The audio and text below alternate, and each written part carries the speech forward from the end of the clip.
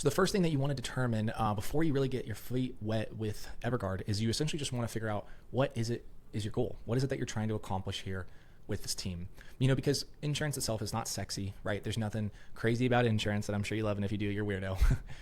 There's gonna be a lot of things that you're gonna learn about yourself. There's a lot of business lessons you're gonna learn. There's marketing, sales, leadership, emotional regulation. There's a lot of course, things that come out of this job. But what we want to make sure that we do is, of course, when we're training you, we're coaching you, that we're actually aligning your goals with what it is that you're looking for.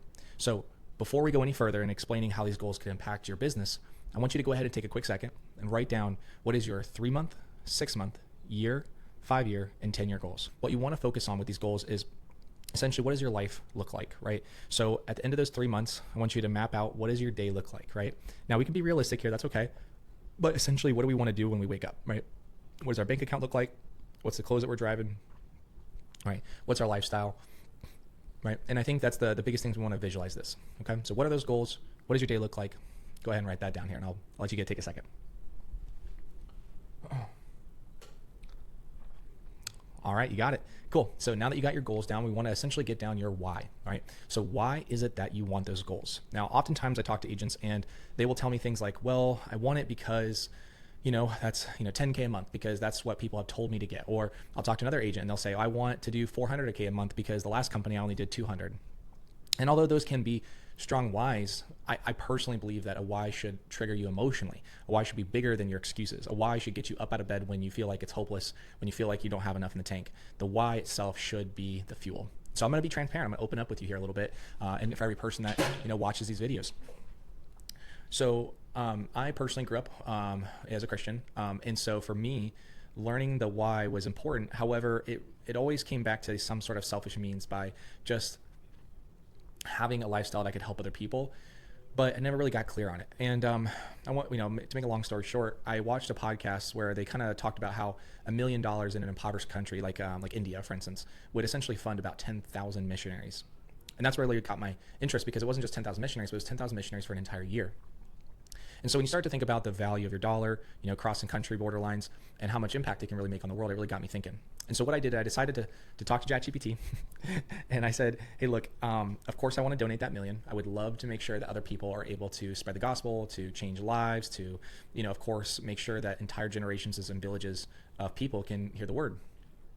However, I, of course, want to have a family and boat, house, car, and all the other things. And so what would it look like for me to have a passive income that's paying me every single month while also being able to actually donate that $1 million? And so what me and ChatGPT we did is we not only, of course, mapped out the lifestyle that I'd want, which equated to about $55,000-$60,000 a month. We also mapped out how I would get that money, which for me personally, I think the only real true passive income in this world is dividends from your investments, right? If you're putting your money into the stock market and pulling out dividends. And of course that money to be left over, I needed another $1 million to be left over for donations, right? And so the number that we came out with was actually $7.2 million. Okay. Now the next important thing is I had to decide when was I going to achieve that goal, right? And so of course I did choose an arbitrary number, just to be honest with you guys. I put that at age 40. I'll probably back that to age 35 now as I think about it more. And this opportunity should take nearly that long, but even if it's by 40, I'll be okay. And I think overall, the biggest thing to kind of keep in mind is that that number means a lot to me, right? If I fail, I have failed 10,000 missionaries, which 10,000 missionaries would now fail 1 million people. And then those 1 million people would probably fail 10 million people. And now, even now as I'm saying it, I'm starting to get a little emotional, right? Because it's on me. It's on me to do that. It's on me to actually accomplish that goal and to move towards it. And even if, because no one knows what their plan is for their life, even if I never accomplish that goal, the pursuit of accomplishing something so noble and so close to my heart is going to force me to have to become a better man day in, day out until I am worthy and deserve that level of income. And so if you don't have something that, one, has a deadline on your why, when am I going to achieve it and why am I going to achieve it at that deadline? And if you don't also have something that is big, right? So it's got to be hopefully much, much bigger than you. Getting just enough to pay your bills is not enough of a why, because we can all do that at any time, right? Having a family is not a big enough why, because you can just get a girl pregnant. Having, a house is it's not a big enough why, because I can go get a dirt road house, right? These things need to call us out of our comfort zone. They need to call us into something much bigger than what we're currently in right now. And the reason why that's so important is because you're going to move with urgency, right? Urgency is probably one of, if not the most important things that you can possibly get when you're focusing on your goals, your whys, and how you live your daily life. When you live and work without urgency in your life, you are missing out on, we're talking 10 times the speed of somebody else. And that speed is what's going to attract the money. And so if I give you an hour to clean your room, or if I give you a week, right? You're going to take a week if I give you a week. You're going to take an hour if I give you an hour. And vice versa. If I were to give you that same hour, or let's just say I gave you that same week, but instead of cleaning your room, I said, I need you to clean your whole house. All of a sudden now, again, we move with urgency.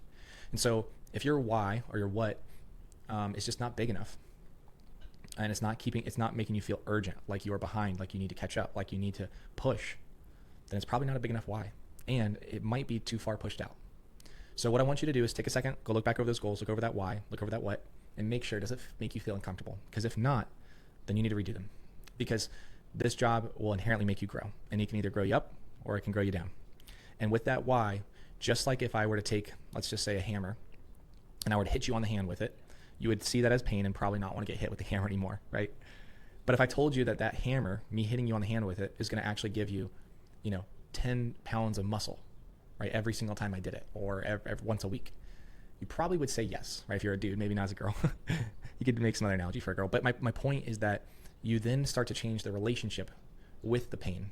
You start to change the relationship with challenge. You start to change the relationship with struggle. You start to change the relationship with growth and uncomfortability and discipline. And all these things start to change when you attach a big enough why in a small enough time frame. So before we keep going, go ahead, take a second, and make sure you get that down.